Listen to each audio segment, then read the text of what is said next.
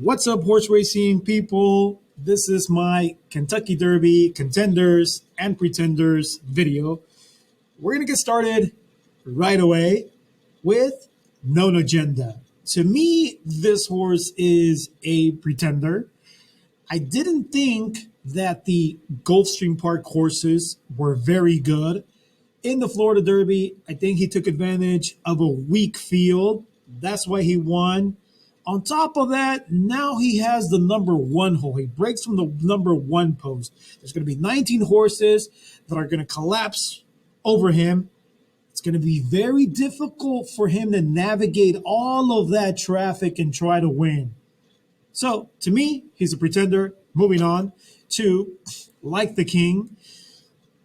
Really, in my opinion, this horse shouldn't even be in the Kentucky Derby.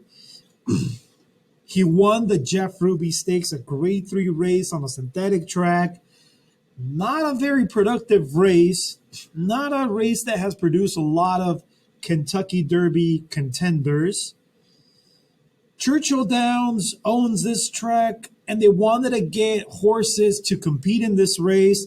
So to incentivize trainers and owners, they awarded 100 points to the winner of this race to get into the Kentucky Derby. So that's why Like the King and Sainthood are in the Derby, but they are a cut below the rest of these. So I'm going to say pretender. Brooklyn Strong. I generally am very biased against the Wood Memorial horses. Every year I toss them, I dismiss them, I discount them. And every year, I'm mostly correct about that. I think sort of like the B squad, the leftovers, get sent to the Wood Memorial. So I don't give this guy much of a shot. I'm going to say pretender. Keep Me in Mind. This horse was actually pretty decent as a 2-year-old. He's been horrible this year. He's finished 6th by 8 lengths, 5th by 16 lengths. Apparently, he's been working well, but I don't buy it. To me, he is a pretender. Moving on to Sainthood. I said what I needed to say about this guy. Moving on to Besos. Besos in Espanol. Not much of a winner. I looked at his replays. There's not a whole lot for me to like. I know some people are into this horse, but for me, he is a toss and a pretender. Mandaloun. This horse finished so badly in his major prep in his last race in the Louisiana Derby. He finished so poorly. He finished 6th, 12 lengths behind the winner. That I cannot do anything with him. I can't use him. I can't. There wasn't really any excuse for him to finish that poorly. So I can't use him in the Derby. You want a horse that finished 1st or 2nd in their last start, or has some legitimate excuse. This guy has none. Gonna say pretender. Medina Spirit. Bob Baffert calls him an overachiever, which is from Bob Baffert. That is not really a compliment. He's sort of, if you look at his past performances, he never finishes worse than 2nd. He tries hard every time, but he's just probably a cut below. I don't expect this guy. I expect this guy to try, but he is going to be just a cut below the top horses this year. Hot Rod Charlie. Now we're getting into some real contenders. All right, so let's talk about this guy. This guy I like. He's experienced. Unlike a lot of these other horses, he has several horses under his belt. They put him in the Breeders' Cup Juvenile, which is kind of like the mini Kentucky Derby for 2-year-olds. Finished 2nd to the favorite, the Kentucky Derby favorite, Essential Quality.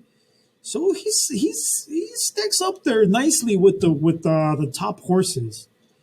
Um, this year in January, he raced in the Robert Lewis Stakes, finished third, but this was a race where any one of these horses could have won the race. Medina Spirit, Roman Centurion, or Hot Rod Charlie. Any one of those three horses, they sort of they were all racing, all fighting to win the race at the end, and just one just kind of outlasted Medina Spirit, just kind of outlasted the rest of these guys. But any one of those horses, he could have easily won that race. I believe that. In the Louisiana Derby, he won that race. The last few years, the Louisiana Derby has been at a mile and 3/16 distance, which is very close to the Kentucky Derby. So with this guy, you don't really have to wonder whether he's going to get the distance, whether he's going to run well at the distance of a mile and a quarter, because he already did it a couple months ago, right? He won this race. Oxbow, his dad, and Indian Charlie, his grandpa on his mother's side, they performed pretty well in the Kentucky Derby, and overall they were pretty good horses. So I like the breeding. His trainer Doug O'Neill has won 2 Kentucky Derbies in the past. Pratt, the jockey, is one of the top jockeys in the country, probably the best jockey in Southern California. So good connections. Let's watch the Louisiana Derby. He's going to be the horse. He's going to be the number 5 horse. This guy's not really a he's not really a front runner. He's classy enough, he's fast enough to end up on the lead here, and he races on the lead this the whole way around. I don't want to show the whole video, but let's watch the stretch. I like that a horse named Midnight Bourbon challenges him here.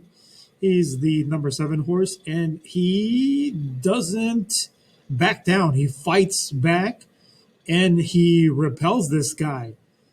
I like that. He's running strongly through the wire, gallops out nicely. Gallops out, to me, are only really important right before the Derby. He's still running strong. He doesn't look completely wiped out. I like that. I like what I see from Hot Rod Charlie. Moving on, we're going to jump to the number 10 horse, Midnight Bourbon. He's a decent horse, but he always gets beat. When he gets into a fight with the horse, he always gets beat, and I don't like that. So moving on to Dynamic One of these Wood Memorial horses, which I'm always going to be against, unless they've proven elsewhere that they've been good and they've been competitive. Helium, this is another horse that I like. Why do I like this horse? Well, he's undefeated. He has a pretty decent pedigree. Ironic is, it's a pretty good turf horse. Thunder Gulch won the Kentucky Derby and the Belmont Stakes. So you know with this guy too, distance, the Kentucky Derby distance is not going to be a problem. Also, I looked at his replays. I really like the way he looked in these synthetic races at Woodbine. And I really like the way he looked in the Tampa Bay Derby. He kind of reminds me of a horse that won the Kentucky Derby a few years back, named Animal Kingdom. Animal Kingdom had sort of a similar resume, not a flashy resume before the Kentucky Derby. He had raced on synthetic. He had raced in some minor stakes races, and he was sort of dismissed because of that. He ended up winning the Kentucky Derby. He ended up being a pretty good horse, and he ended up being a pretty good dirt horse. So I think this guy has a shot. Let's look at the Tampa Bay Downs. I believe he's going to be the number 10 horse. So,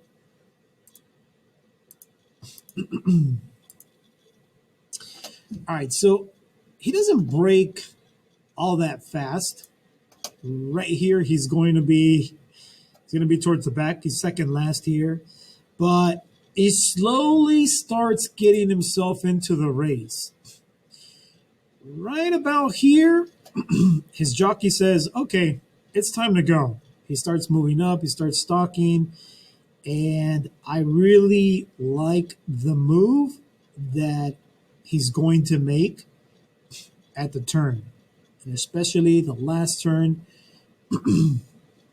So jockey, if you see him right up here, he starts asking him, he says, okay, it's time to go. Let's go. Let's beat these horses.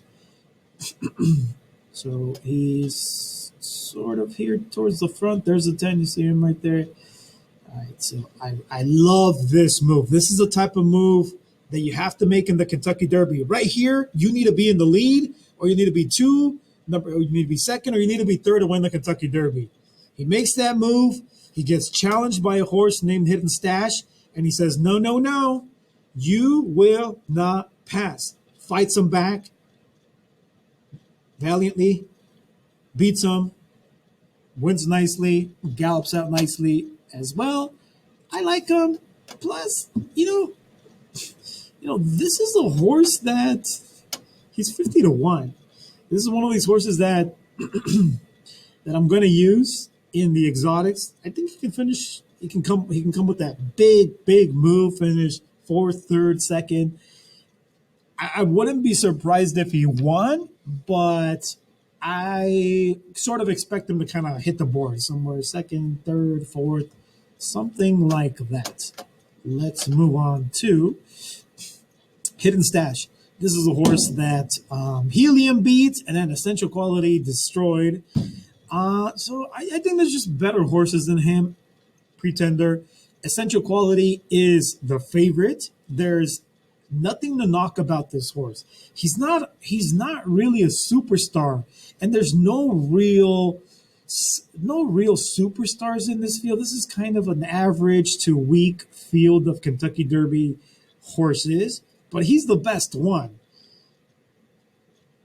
He has the best record. He's undefeated. He's won several graded stakes, a couple of grade 1 stakes, which are the top races in America.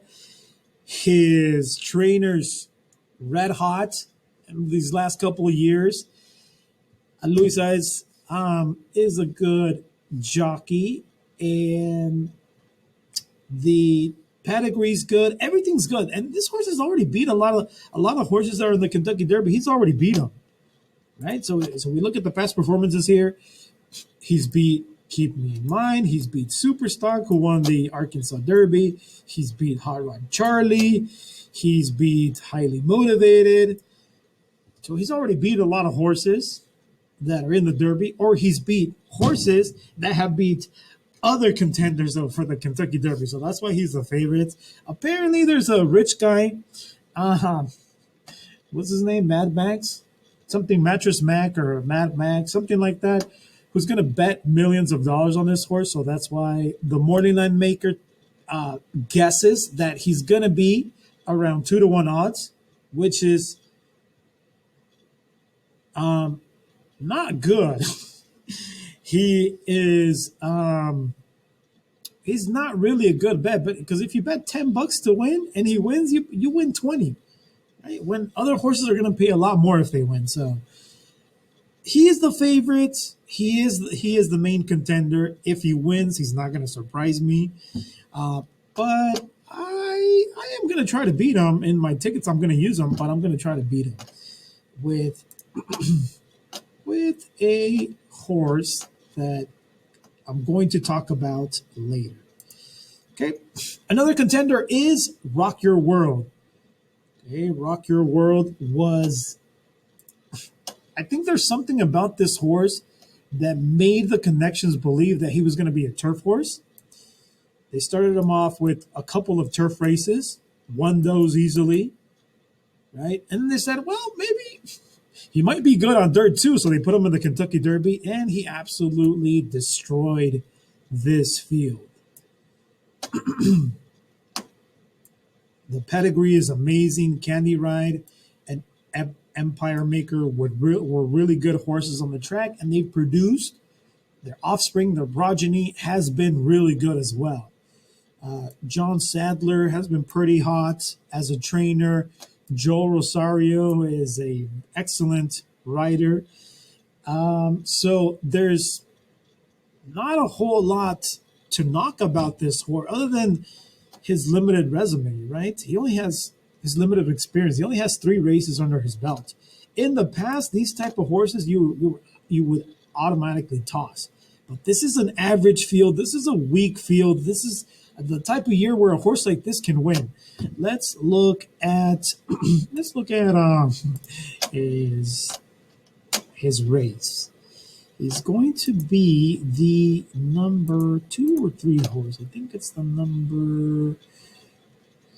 3 horse.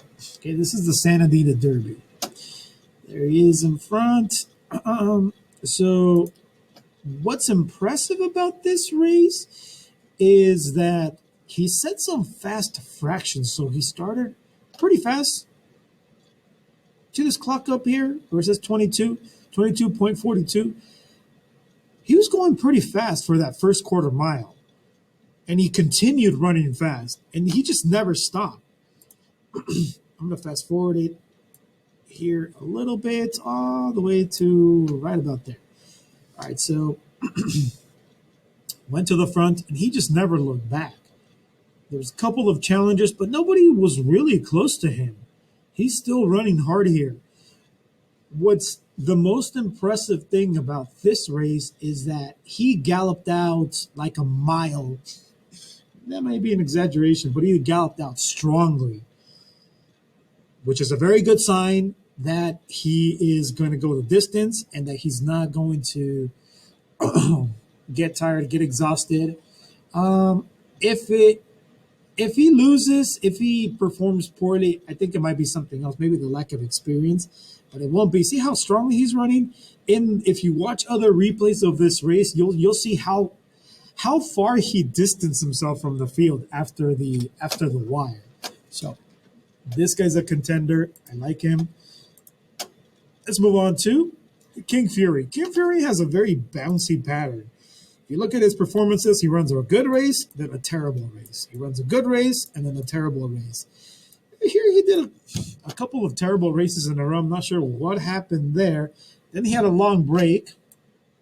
About 4 months later, he comes back, races in the Lexington Stakes, which is kind of like the last opportunity for horses to get into the Derby. He won that, but he won that on a sloppy track. Curlin's love, sons of Curlin, his dad is Curlin, love the wet track. So I don't know how much I buy this performance. Plus, he has a bouncy pattern. There's so many different angles which point to he's a bounce, by the way, means that when a horse has a huge effort, this happens in all sports, but especially I believe with horses, when they have a huge performance, often, not always, but often they have a poor performance next. So that's what I believe is going to happen. I may be wrong about this, but that's what I believe. So to me, this horse is a toss. Highly motivated. This is going to be my pick. Okay, so this is my pick. Why is this guy my pick? Well, let's look at it. So I'm going to make some excuses for some of his poor-ish performances. Okay, and you can only really see this if you look at his video replays. He started off his career at Saratoga on a muddy track. Right? This MY means muddy. Finished second by a neck. Could have won that race. Maybe he didn't like the muddy track. Then he wins a couple of races in a row. Looks really good. I invite you all to watch these 2 races. Looked really good as a 2-year-old. Then starts off the year, starts off in March, starts his campaign in March, finishes third, and you think, well, maybe he's not that good. But if you look at the replay carefully, you'll see that he bobbled at the start, so he didn't start very well. That could have been because of the layoff. It could have been just dumb luck, right? And then, so he sort of shuffled back. Then all of a sudden, this horse comes and knocks him out of the race, pushes him right into the rail. He lost the race then. Really, if you like this horse, I really want you to watch this race. Watch the Gotham Stakes and watch the head on. You can see this better in the head on video replay. Okay, so he finishes third. Still not bad, but he lost the race in the first quarter of the race. Then he goes in the Toyota Bluegrass Stakes.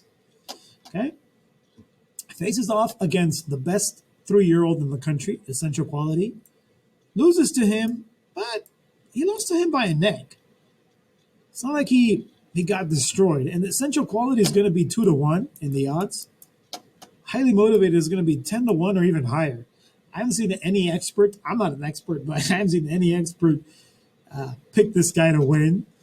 So I think his odds may be more like 12-1, perhaps.